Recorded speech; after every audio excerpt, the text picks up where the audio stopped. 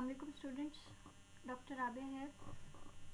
हम लोगों ने सिलेबस में से एंजाइम का पोर्शन शुरू किया हुआ है, जिसमें से कल हमने जो है वो पढ़ लिया था अबाउट एंजाइम का इंट्रोडक्शन, उसकी प्रॉपर्टीज़ और उसकी क्लासिफिकेशन। आज जो है वो हम पढ़ेंगे mechanism of enzyme action. Examination point of view से इम्पोर्टेंट टॉपिक है। एग्जामिनर की मर्ज़ी पर डिपेंड करता है, लॉन्ग है ये शॉर्ट है, आप लोगों को जो है वो इसके लिए हर तरह से प्रिपेयर करना है। अच्छा जी, इसमें जब अगर तो लॉन्ग आएगा तो आपने ये सारे पॉइंट्स यानी ये सारा लिखना होगा, और शॉर्ट जो है वो डिपेंडिंग अपॉन द क्वेश्चन के उसने क्या पूछा है। सबसे पहली बातें तो ये कि एंजाइम जो है वो काम किस तरह से करता है। हम सारा अभी तक पढ़ आए हैं कि हमारे पास एंजाइम्स जो हैं वो बायोलॉजिकल कैटलिस्ट हैं। ये क्या करते हैं, स्पीड अप करते हैं रिएक्शन को, और ये एसेंशियल है लिविंग सिस्टम का, एक एसेंशियल पार्ट है। लिविंग सिस्टम जिस मेटाबॉलिक रिएक्शंस पे डिपेंड करती है वो उन मेटाबॉलिक रिएक्शंस का एसेंशियल पार्ट है। ठीक हो गया। अच्छा जी, अब यहाँ से इससे रिलेटेड हम कुछ टर्म्स जो हैं वो पढ़ लेंगे कि किस चीज़ का क्या मतलब है, फिर हम इसको शुरू करेंगे। सबसे पहले हम पढ़ेंगे कि जी हमारे पास एक्टिव साइट क्या है। ठीक है, एक्टिव साइट जो है वो हमारे पास पॉकेट या क्लेफ्ट ऑफ द एंजाइम को जो है वो हम क्या कह देते हैं, एक्टिव साइट बोल देते हैं। अच्छा, ये भी हम आगे पढ़ लेंगे कि इसका काम क्या है और इसको हम एक्टिव साइट क्यों बोलते हैं। The next is substrate. Substrate जो है हमारे पास वो मॉलिक्यूल है जो एंजाइम की एक्टिव साइट के साथ बाइंड करता है, और उसकी बाइंडिंग जो है that results in the conformational changes of enzyme. ये हमें बाद में पता चला कि किस तरह से होगा। मतलब सबस्ट्रेट वो मॉलिक्यूल है, या सबस्ट्रेट वो चीज़ है जो एंजाइम की एक्टिव साइट के साथ जाके बाइंड करेगी, वो मॉलिक्यूल है, और उस मॉलिक्यूल का नाम हम क्या रख देते हैं, सबस्ट्रेट कह देते हैं। सबस्ट्रेट हो या प्रोडक्ट हो, ठीक है, सबस्ट्रेट का जब सबस्ट्रेट जो है जब एंजाइम के साथ जो है वो बाइंड कर जाएगी, तो मतलब इसकी बाइंडिंग के रिजल्ट में हमारे पास जो फाइनल प्रोडक्ट आएगी, जो फाइनल आपकी मॉलिक्यूल गेन होगा, that will be the product. ठीक हो गया। अच्छा, अब सबस्ट्रेट हो या प्रोडक्ट हो, रिएक्शन फॉरवर्ड डायरेक्शन में प्रोसीड कर रहा हो या बैकवर्ड डायरेक्शन में कर रहा हो, सबस्ट्रेट और प्रोडक्ट्स जो हैं वो मतलब मिलेंगे हमें। ठीक है, और उनका एक स्पेसिफिक एनर्जी लेवल होगा। वो जो स्पेसिफिक एनर्जी लेवल होगा that will be the ground state of substrates and the products. ठीक है। अच्छा जी, अब क्या है कि हमारे पास जो एंजाइम्स हैं वो बेसिकली क्या करते हैं, डिक्रीज करते हैं एक्टिवेशन एनर्जी को। एक्टिवेशन एनर्जी, यहाँ पे हम दो एनर्जी के स्टेट्स देख रहे हैं, एक हमारे पास है ग्राउंड स्टेट, एक हमारे पास है ट्रांजिशनल स्टेट। ग्राउंड स्टेट हमारे पास वो स्टेट है, वो एनर्जी लेवल है जो स्टार्टिंग पॉइंट में होगा, यानी जो नॉर्मल हालत की एनर्जी लेवल होगी सबस्ट्रेट की या प्रोडक्ट की, that state will be the ground state. जबकि हमारे पास एक और स्टेट आती है, that is the transition state. ये हमारे पास वो स्टेट है जो कि एक हाई एनर्जी स्टेट है। अगर आपको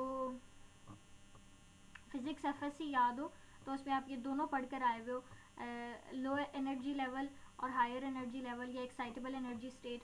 तो उस हायर एनर्जी लेवल तक पहुंचने के लिए जो है वो हमें एनर्जी रिक्वायर्ड होगी। यहाँ पे हम सिर्फ अभी टर्म्स पढ़ रहे हैं, तो अभी हम इसको आगे डिटेल से पढ़ लेंगे। ठीक हो गया। ट्रांजिशन स्टेट हम वो कह रहे हैं कि हमारे पास ये वो हायर एनर्जी लेवल है जहाँ पे हमने लेकर जाना है अपने सबस्ट्रेट को या प्रोडक्ट को, जहाँ पे बेसिकली सारे काम होने हैं, और एक बैरियर जो बनता है ये वो बैरियर प्रोड्यूसिंग स्टेट है। अच्छा जी, नेक्स्ट हमारे पास आता है एक्टिवेशन एनर्जी। एक्टिवेशन एनर्जी हमारे पास डिफरेंस है between the ground state and the transition state, कि इन दोनों लेवल का क्या स्टेट होगा, इन दोनों लेवल का क्या डिफरेंस होगा, तो that will be the energy, activation energy. अब जितनी ये एनर्जी कम होगी उतना स्पीड अप जो होगी वो ज़्यादा हो जाएगी। यानी ये एक तरह से ये बैरियर है जो कि आपका क्या करेगा, ये इतनी बड़ी जो है ना वो हिल टॉप जो है जितनी बड़ी होगी उतना जो है वो डिफरेंस ज़्यादा होगा, और जितना डिफरेंस ज़्यादा होगा उतनी ज़्यादा एनर्जी रिक्वायर्ड होगी, और उतना कैटालाइसिस जो होगा वो डिफ़िकल्ट हो जाएगा। ठीक है, ये आप इस तरह से समझ लें कि एक छोटा बच्चा है जिसने उस शेल्फ तक या उस काउंटर तक जाना है जो उसकी हाइट से जो है बहुत दूर तक है, तो ये जो बैरियर है उसका या ये जो डिफरेंस है, this is the activation energy. अब पढ़ लेते हैं स्टार्ट से। अच्छा जी, एक्टिव साइट और ये पढ़ लिया। The surface of active site is lined with the amino acid residues with substituent groups that bind the substrate and catalyzes its chemical transformation। Active site का उसने बताया कि एक्टिव साइट जो है वो हमारी उन अमाइनो एसिड रेजिड्यूज से मिलकर बना हुआ होगा या उन सब्स्टिट्यूएंट ग्रुप्स के साथ मिलकर बना हुआ होगा जो बेसिकली केपेबल होंगे टू रिएक्ट या to form some sort of interactions with the substrates, ठीक है। और जब वो active site of the enzyme substrate के साथ रिएक्ट करेगी या उसमें उसके साथ इंटरेक्शंस बनाएगी, तो ये क्या होंगे, आपका जो केमिकल रिएक्शन है वो प्रोसीड करेगा। अच्छा जी, हाँ, अब एक्टिव साइट जो है वो बाहर के एनवायरनमेंट से डिफ्रेंशिएट करती है, यानी ये एक्टिव साइट जो है वो क्या करेगी, इनक्लोज कर देगी सबस्ट्रेट को एक बाउंड्री लाइन के अंदर जो कि उसके सराउंडिंग सॉल्यूशन से डिफर कर रहा होगा। अब जब एंजाइम सबस्ट्रेट के साथ बाइंड कर जाएगा तो एंजाइम सबस्ट्रेट कॉम्प्लेक्स बनेगा, and this term enzyme substrate complex was first described by the Charles in 1880। और ये हमारे पास क्या है, it is the central to the action of the enzyme, ठीक है। यानी ये एंजाइम सबस्ट्रेट कॉम्प्लेक्स जो है ये एक सेंट्रल पॉइंट है इस पूरे रिएक्शन का। क्या होगा कि एंजाइम जो है वो सबस्ट्रेट के साथ बाइंड करेगा, ठीक है, एंजाइम सबस्ट्रेट कॉम्प्लेक्स बनेगा। एंजाइम सबस्ट्रेट कॉम्प्लेक्स जो है वो आगे कन्वर्ट होगा into the enzyme product complex, और ये कॉम्प्लेक्स जो होगा वो डिवाइड कर देगा या ब्रेक डाउन हो जाएगा into the enzyme again and the product, ठीक है। ये सारा फॉरवर्ड डायरेक्शन में जो है वो प्रोसीड कर रहा है। इसी का रिवर्स कर लेंगे तो जो प्रोडक्ट्स थे वो सबस्ट्रेट बन जाएंगे, जो सबस्ट्रेट थे वो प्रोडक्ट बन जाएंगे। यहाँ पे उसने बताया कि यहाँ पे ई जो है वो एंजाइम को रिप्रेजेंट कर रहा है, एस सबस्ट्रेट को करेगा और पी प्रोडक्ट को। ई एस और ई पी जो होंगे वो एंजाइम सबस्ट्रेट और एंजाइम प्रोडक्ट को करेंगे। These are basically the intermediates of the reaction. अच्छा जी, नेक्स्ट इज कि हमारे पास बायोलॉजिकल सिस्टम के अंदर जो एनर्जी होती है उसको हम फ्री एनर्जी टर्म से रिप्रेजेंट करते हैं और जी से जो है वो रिप्रेजेंट करते हैं। जो टर्म है that is the free energy, जो बायोलॉजिकल सिस्टम के एनर्जी अंदर एनर्जी होती है। यहाँ पे हमने दो स्टेट्स पढ़ लिए, एक ग्राउंड स्टेट और दूसरा ट्रांजिशनल स्टेट। ग्राउंड स्टेट हमारे पास वो स्टेट है जिसमें नॉर्मल सबस्ट्रेट या प्रोडक्ट एग्जिस्ट करेंगे under certain set of conditions. तो ये जो सेट्स ऑफ एक स्पेसिफिक ये स्टैंडर्ड सेट ऑफ कंडीशन है या एक आइडियल कंडीशन है, वो क्या है, हमारे पास टेम्परेचर जो होगा वो 298 केल्विन, पार्शियल प्रेशर जो होगा वो 1 atm एटमॉस्फेरिक प्रेशर, जबकि कंसंट्रेशन जो होगी वो 1 मोल होगी। अच्छा जी, हाँ, अब वो कहते हैं कि हमारे पास सबस्ट्रेट और प्रोडक्ट के केस में एक बैरियर होता है। ये यहाँ पे देखें, ये सबस्ट्रेट है, ये अपनी जो है ना वो हायर एनर्जी स्टेट पे जाएगा, वहाँ से दोबारा जो है वो मतलब चेंज होता होता प्रोडक्ट में जाएगा। तो इसको ये हायर एनर्जी लेवल तक जाने के लिए एक सपोर्ट चाहिए, एक जो है वो हेल्प चाहिए किसी भी चीज़ की, वो प्रोवाइड की जाएगी बाय द एंजाइम्स, ठीक है। अब अगर बगैर एंजाइम्स के जाएगा तो ये बहुत स्लोली जाएगा। एंजाइम बेसिकली यही करता है काम कि आपके इस बैरियर को कम नहीं करेगा, ये बैरियर इतना ही रहेगा एंजाइम की। एंजाइम ने क्या करना है, सिर्फ इसको स्पीड अप कर देना है, यानी इसको तेज़ी से ऊपर लेकर जाएगा और वापस तेज़ी से नीचे लेकर आएगा और हमें प्रोडक्ट मिल जाएगी। ये जो कर्व है, ये जो एनर्जी डिफरेंस है, ये एज इट इज़ रहेगा, इसका कोई लेना देना नहीं है एंजाइम के साथ। एंजाइम ने जो काम करना है वो सिर्फ और सिर्फ ये करना है कि उसने एक्सेलरेट कर देना है, स्पीड अप कर देना है, पेस बढ़ा देनी है सबस्ट्रेट की प्रोडक्ट में कन्वर्जन की। ठीक हो गया। द नेक्स्ट इज, तो वो कह रहा है कि हमारे पास हमेशा क्या होगा, बैरियर होगा बिटवीन द सबस्ट्रेट और प्रोडक्ट, और उसी बैरियर को जो है वो क्रॉस कराएगा एंजाइम, जिसके रिजल्ट में हमें प्रोडक्ट जो है वो अवेलेबल होगा। अच्छा जी, अब एनर्जी रिक्वायर्ड होगी इन सारे जो है ना वो रिएक्टिंग ग्रुप्स की अलाइनमेंट के लिए, formation of transient unstable charges, यानी एंजाइम सबस्ट्रेट कॉम्प्लेक्स जो बनेगा वो बीच की चीज़ें हैं, यानी परमानेंट नहीं है वो, ना सबस्ट्रेट है ना प्रोडक्ट है, दोनों एक्सट्रीम वाली नहीं है, these are the intermediates of a reaction. Bond को रीअरेंज करना और उसको ट्रांसफॉर्म करना, ये सब वो चीज़ें हैं, ये सब वो प्रोसेसेस हैं जो एंजाइम कैटालाइसिस के रिएक्शन में हो रहे हैं। ठीक हो गया। और इनको होने के लिए एनर्जी रिक्वायर्ड है, चाहे वो जिस भी डायरेक्शन में प्रोसीड करें, फॉरवर्ड डायरेक्शन में या रिवर्स डायरेक्शन में, एनर्जी रिक्वायर्ड होगी। अब ये एनर्जी वो कह रहा है कि हमारे पास एक हिल जो है उससे हम रिप्रेजेंट कर रहे हैं। अभी हम देख कर आए कि हमारे पास किस तरह से एक पूरा बैरियर बनता है। To undergo the reaction molecules must overcome this barrier and therefore must be raised to the higher energy level. ये जो हायर एनर्जी लेवल है इसको हम ट्रांजिशन स्टेट कह रहे हैं।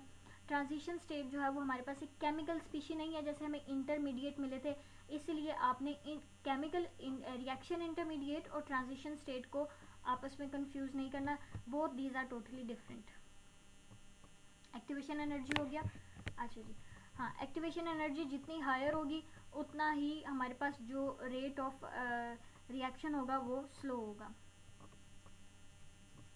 हाँ, अब क्या है कि हमारे पास बेसिक प्रिंसिपल क्या है कि हमारे पास वीक बाइंडिंग इंटरैक्शंस होते हैं between the enzyme and substrate which provide a substantial driving force for the enzymatic catalysis. कि किस तरह से होगा कि जब एंजाइम जो है वो सबस्ट्रेट के साथ मिलेगा, ये एंजाइम जब सबस्ट्रेट के साथ मिलेगा तो यहाँ पे इनके दरमियान, इन दोनों के दरमियान वीक इंटरैक्शन फोर्सेस जो होंगी वो बनेंगी, और दिस इंटरैक्शन जो होगा वो स्पीड अप कर देगा एंजाइम सबस्ट्रेट कॉम्प्लेक्स की फॉर्मेशन को, और इसी तरह से एट द एंड आपके पास प्रोडक्ट जो है वो मिल जाएगी।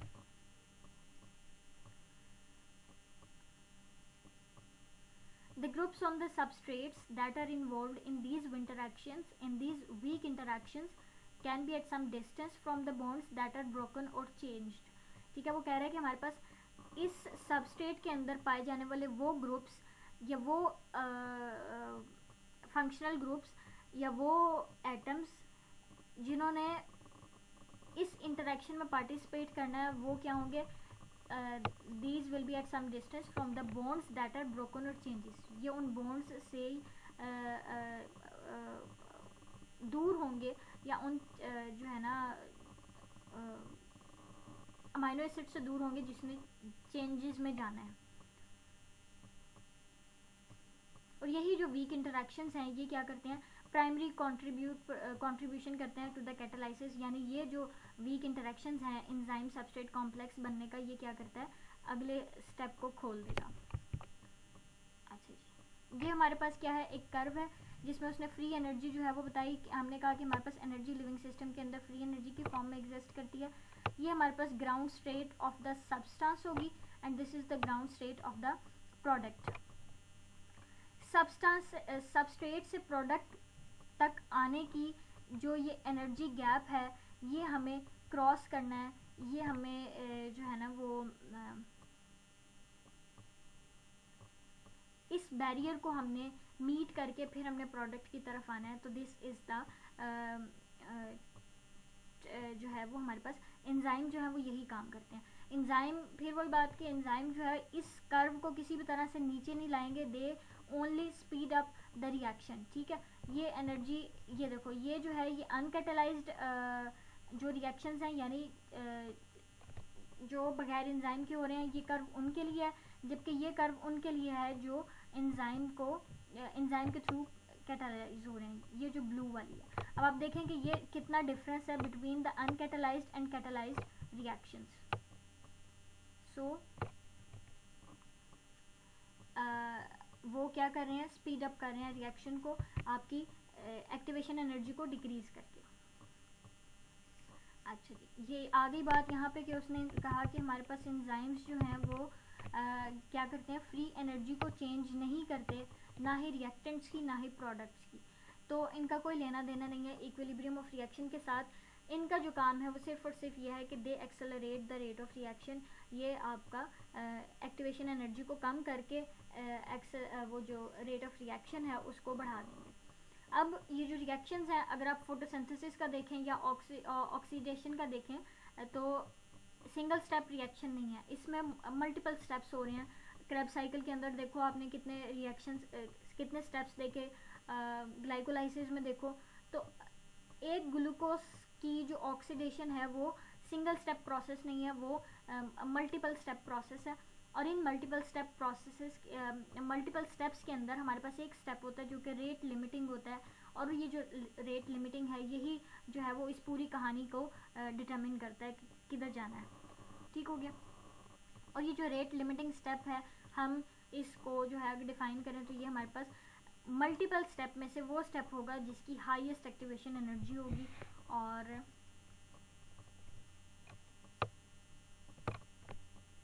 ये डिटरमिन करेगा कि किस रेट पे जो है वो रिएक्शन प्रोसीड करेगा। ये पहला हो गया हमारा काम, जिसके अंदर हमने सारी कहानी लिखनी है कि एंजाइम जो है वो एक्टिवेशन एनर्जी को कम करता है। The next is transition state stabilization.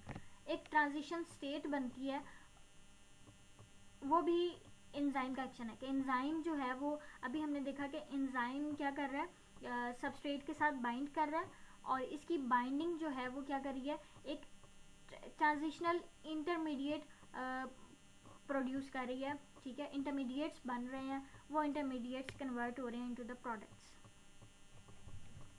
अच्छा जी, तो वो कहता है कि हमारे पास ये जो active sites of the enzymes हैं ये एक परमानेंट चीज़ नहीं है, ये फ्लेक्सिबिलिटी शो करती हैं। इसके अंदर चेंजेस आती हैं जब सबस्ट्रेट जो है वो बाइंड कर जाता है विद द एंजाइम, और these changes initiate its conversion to transition state. क्या करता है, जब एंजाइम सबस्ट्रेट के साथ बाइंड करेगा तो उनके दरमियान वीक इंटरेक्शंस बनेंगे। ये वीक इंटरेक्शंस जो है वो इंड्यूस कर देंगी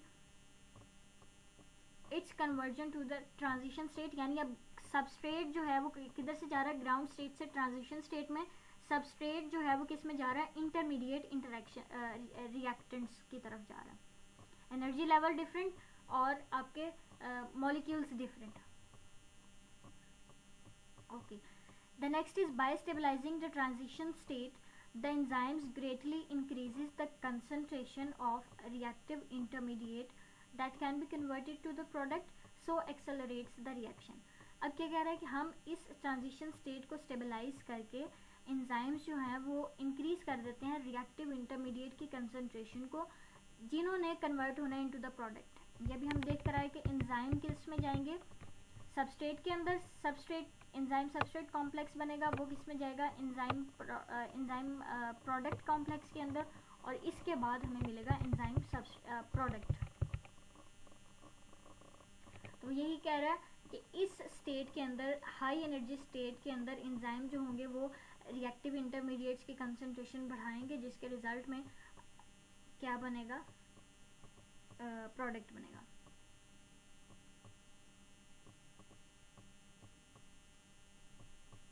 इस बात को लिपनकोट के अंदर उसने इस एग्जाम्पल से जो है वो रिलेट किया कि एक बच्चा है जिसने स्वेटर पहना हुआ,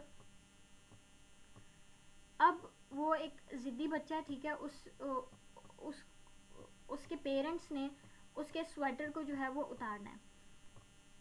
अब जो स्वेटर, बच्चा जो स्वेटर के साथ है वो रिप्रेजेंट कर रहा है एंजाइम को,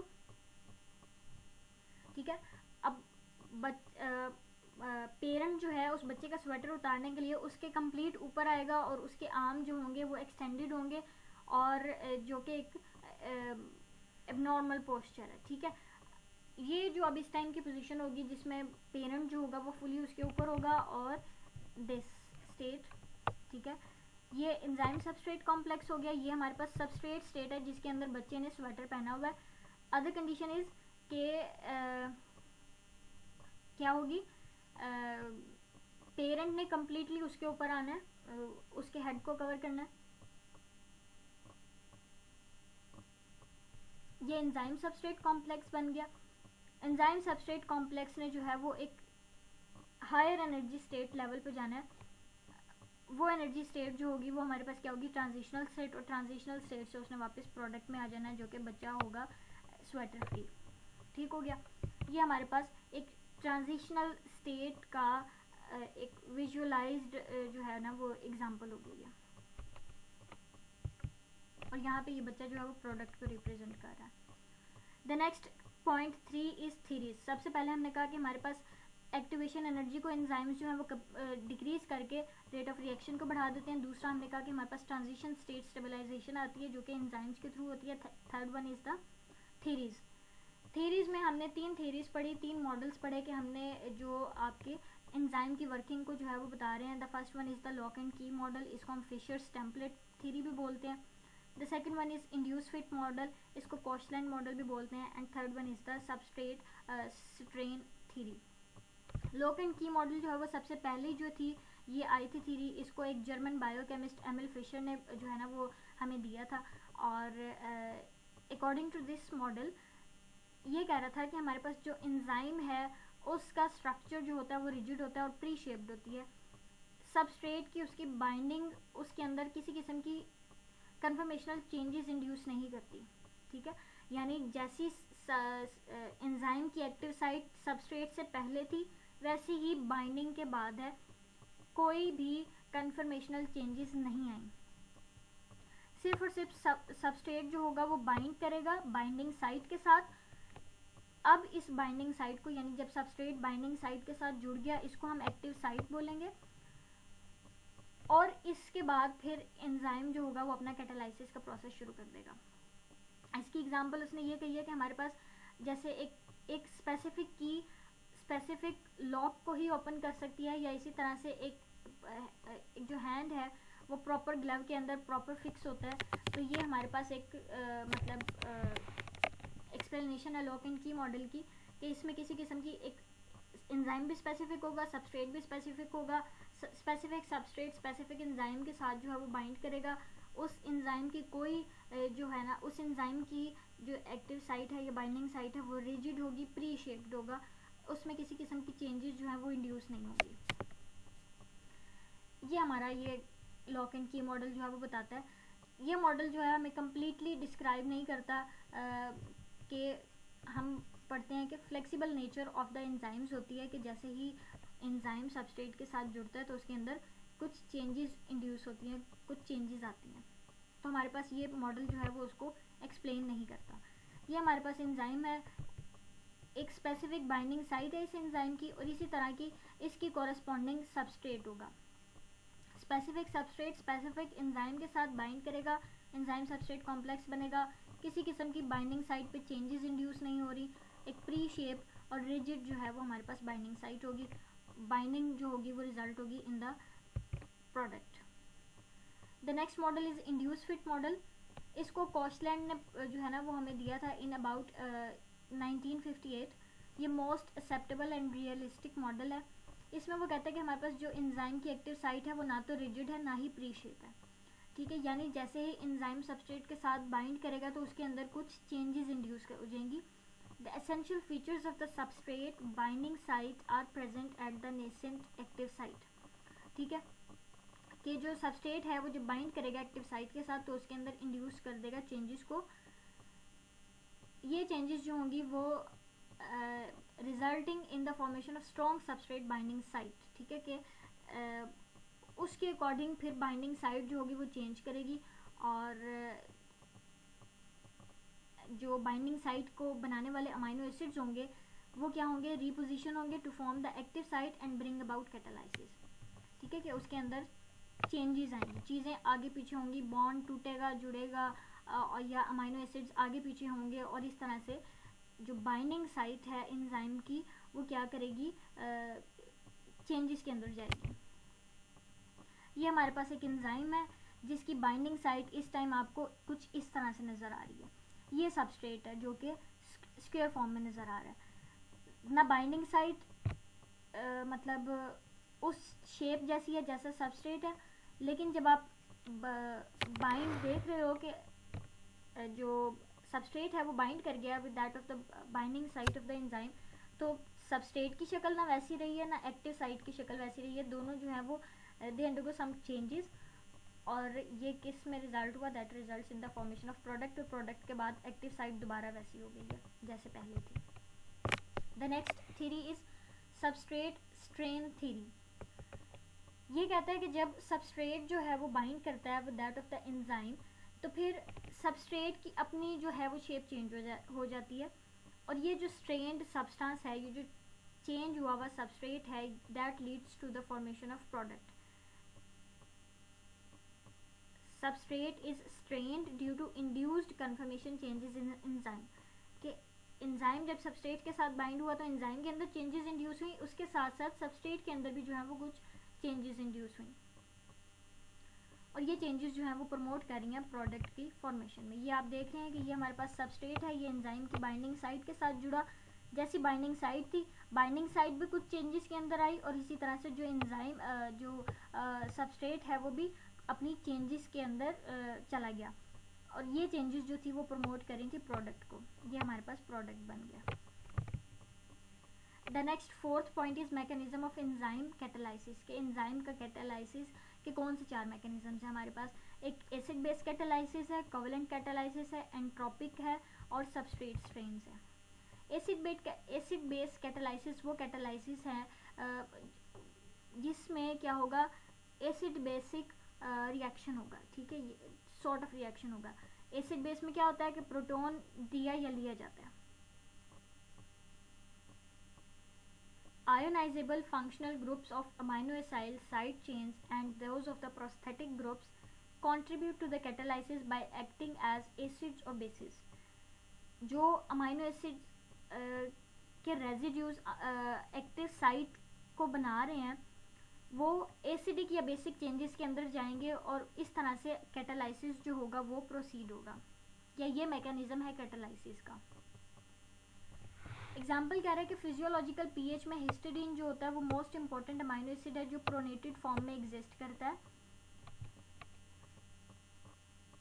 फंक्शन एज एन एसिड, और इसकी कॉरेस्पॉन्डिंग कॉन्जुगेट जो होगी वो बेस के तौर पे काम करेगी। एसिड और कॉन्जुगेट, उसका कॉन्जुगेट जो है वो हम देख रहे थे, एसिड का कॉन्जुगेट जो होता है वो बेस होता है, हम पीछे पहले लेक्चर्स में पढ़ाए हैं, मैं इसकी डिटेल में नहीं जाऊँगी। The other acids are OH groups of the tyrosine and the SH group of cysteine। ये बता रहा है कि हमने हिस्टिडीन का पढ़ लिया कि हमारे पास हिस्टिडीन है, वो अमाइनो एसिड जो एसिड बेस के तौर पर काम करेगा। दूसरा अमाइनो एसिड हिस्टिडीन के अलावा जो 2 अमाइनो एसिड हैं, सिस्टीन का SH ग्रुप और टायरोसिन का OH ग्रुप, ये एसिड बेसिक कैरेक्टरिस्टिक जो है वो इंड्यूस करेंगे, और इसके रिजल्ट में कैटालाइसिस होगा। अच्छा जी, the conjugates of these acids and the carboxyl ion function as the bases. Acid जो होता है वो डोनर होता है, और उसका कॉन्जुगेट जो होगा वो बेस होगी। The next is covalent catalysis. Covalent catalysis में क्या होगा कि एक ट्रांजिएंट कोवेलेंट बॉन्ड बनेगा between the substrate and the enzyme. Nucleophilic या एसिडोफिलिक इलेक्ट्रोफिलिक जो ग्रुप होगा एक्टिव साइट के अंदर, वो क्या करेगा, अटैक करेगा सबस्ट्रेट के ऊपर। ये अटैक जो होगा, अगर आपको बेंजीन वाला याद हो कि न्यूक्लियोफिलिक के ऊपर अटैक होता है, एक पॉजिटिव एंड बन जाता है, नेगेटिव एंड बन जाता है, और उसके बीच में क्या बन जाता है, कोवेलेंट बॉन्ड बन जाता है। इसी तरह से यहाँ पे भी होगा, ये इलेक्ट्रोफिलिक या न्यूक्लियोफिलिक ग्रुप जो होगा एक्टिव साइट का, वो सबस्ट्रेट पे अटैक करेगा, उसके अटैक के रिजल्ट में कोवेलेंट बॉन्ड बन जाएगा, और जब ये रिएक्शन प्रोसीड हो जाएगा तो फिर एंजाइम दोबारा अपनी अनमोडिफाइड स्टेट के अंदर चला जाएगा, यानी पहले वापस उसी स्टेट में चला जाएगा जो कि बॉन्ड से पहले की थी। ये मोस्टली उन एंजाइम्स के अंदर होता है जो कि जिनका काम जो होता है वो transfer reaction, group transfer reaction से होता है, जो हम पीछे 6 क्लासेस पढ़ कर आए हैं, उसमें हमने जो सेकंड क्लास पढ़ी थी वो ग्रुप ट्रांसफ़र रिएक्शन की थी। अच्छा जी, कौन से अमाइनो एसिड रेजिड्यूज ऐसे हैं जो कोवेलेंट कैटालाइसिस या कोवेलेंट बॉन्ड बनाने में इन्वॉल्व होंगे। इसके एग्जांपल जो है वो सिस्टीन हो गया, सीरीन हो गया, एंड ओकेजनली हिस्टिडीन। ये वो एंजाइम्स हैं जो कि सबस्ट्रेट के साथ ट्रांजिएंट कोवेलेंट बॉन्ड बनाएंगे, परमानेंट नहीं, transient, temporary. The next is substrate strain. ये उन एंजाइम्स के अंदर होगा जिनका काम लाइटिक रिएक्शन है, लाइसिस से रिलेटेड है। ये भी एक क्लास है जो हम कल पढ़ कर आए हैं। ये लाइटिक रिएक्शंस बेसिकली क्या काम करते हैं, जो उनका अपना टिपिकल कोवेलेंट बॉन्ड होता है उसको ब्रेक करते हैं, और उसके बाद उसकी ब्रेकेज जो है that will result in the formation of the substrate strain. ठीक है, enzymes that catalyze the lytic reactions which involve breaking a covalent bond typically bind their substrates in a conformation slightly unfavorable for the bond that will undergo cleavage. ठीक है, यानी वो बता रहा है कि ये जो सबस्ट्रेट मैकेनिज्म जो होगा ये उन एंजाइम्स के अंदर होगा जिनका काम जो है वो लाइटिक रिएक्शन है. लाइटिक रिएक्शंस का मतलब जिन्होंने क्या करना है, कोवेलेंट बॉन्ड को ब्रेक करना है, टिपिकली बाइंड देयर सबस्ट्रेट्स, यानी वो बाइंड करके in a conformation slightly unfavourable for the bond that will undergo cleavage. ठीक है, यानी वो क्या कर रहे हैं, उस बॉन्ड को ब्रेक कर रहे हैं और उसकी बॉन्ड की ब्रेकेज जो है वो क्या कर रही है, मतलब उसके अंदर ऐसी चेंजेस इंड्यूस कर रहे हैं कि वो बॉन्ड जो है वो बॉन्ड क्लीवेज को फेवर कर रहा है. द रिजल्टिंग स्ट्रेन, यानी अब जो मॉडिफाइड शेप है सबस्ट्रेट की, वो क्या कर रही है, स्ट्रेच कर रही है या डिस्टॉर्ट कर रही है टारगेटेड बॉन्ड को. यानी जो अब वीक बॉन्ड हो गया था, ये टूटा हुआ बॉन्ड हो गया. फॉर एग्जांपल आप पीछे ये शेप देख कर आए हो, ये बॉन्ड जो है वो डिफॉर्म हुआ है, ये अब डिस्टॉर्टेड स्ट्रेन है. ठीक है, ये अब स्ट्रेच होगा, ये जब खींचेगा तो फिर हमारे पास क्या होगा, जो वल्नरेबल क्लीवेज वाला बॉन्ड था ये अब टूट जाएगा. एनर्जी लेवल ऑफ सबस्ट्रेट जो है वो रेज होगा और वो लीड करेगा to the transitional state. The next is entropy effects. Entropy effect का ये है कि हमारे पास जितनी ज़्यादा मॉलिक्यूल्स होंगे रिएक्ट करने वाले, उतना ज़्यादा जो है वो हमारे पास क्या होगा, प्रोडक्ट बनेगा. जितनी ज़्यादा एक्टिव साइट्स होंगी, जितनी ज़्यादा कन्फर्मेशनल चेंजेस होंगी, यानी सारे फीडबैक, पॉजिटिव फीडबैक, यानी सारी चीज़ें फॉरवर्ड डायरेक्शन में जाएंगी. Greater number of molecules to react, उनका ज़्यादा से ज़्यादा जो है वो बॉन्ड फॉर्मिंग डिस्टेंस के अंदर आना ज़रूरी है. जितने ज़्यादा वो एक स्पेसिफिक डिस्टेंस के अंदर आएंगे उतनी ज़्यादा उनकी अलाइनमेंट होगी, उतना ज़्यादा एंजाइम सबस्ट्रेट कॉम्प्लेक्स बनेगा और उतना ज़्यादा प्रोडक्ट बनना शुरू हो जाएगा. Higher their concentration, more frequently they will encounter one another and greater will be the rate of reaction. When an enzyme binds a substrate molecules in its active site, it creates a region of high local substrate concentration. This will favor the higher rate of reaction. ये सारी बातें बता रहा है कि हमारे पास higher concentration होगी सबस्ट्रेट की, higher greater number of molecules जो होंगे वो बॉन्ड फॉर्मिंग डिस्टेंस के अंदर होंगे, और इस तरह से क्या होंगे, रेट ऑफ रिएक्शन जो होगा वो बढ़ेगा और आपका प्रोडक्ट जो है वो उतना ही ज़्यादा मिलेगा. This is about mechanism of action. इसमें हमने पढ़ा कि हमारे पास एंजाइम्स जो हैं वो एक्टिवेशन एनर्जी को कम करते हैं. फिर हमने पढ़ा कि वो ट्रांजिशनल स्टेट को स्टेबलाइज करते हैं. फिर हमने 3 थीरीज पढ़ी जो कि हमें बता रही थी कि किस तरह से सबस्ट्रेट जो है वो एंजाइम के साथ जुड़ के किस तरह से काम करता है. फिर हमने उनका मैकेनिज्म पढ़ा कि किस तरह से वो करते हैं. मैकेनिज्म ऑफ कैटालाइसिस पढ़ा कि कुछ एसिड बेस कैटालाइसिस करते हैं, कुछ कोवेलेंट बॉन्ड बना के करते हैं, कुछ नए कोवेलेंट बॉन्ड पुराने को तोड़ के नए कोवेलेंट बॉन्ड बनाएंगे, और इटोपिक इफेक्ट हमने देखा. अगर लॉन्ग क्वेश्चन आएगा तो आपने ये सारा लिखना है, और शॉर्ट क्वेश्चन में से वो कुछ भी मॉडल दे सकता है या मैकेनिज्म दे सकता है तो वो आपने लिखना है. Thank you so much. अल्लाह हाफिज़.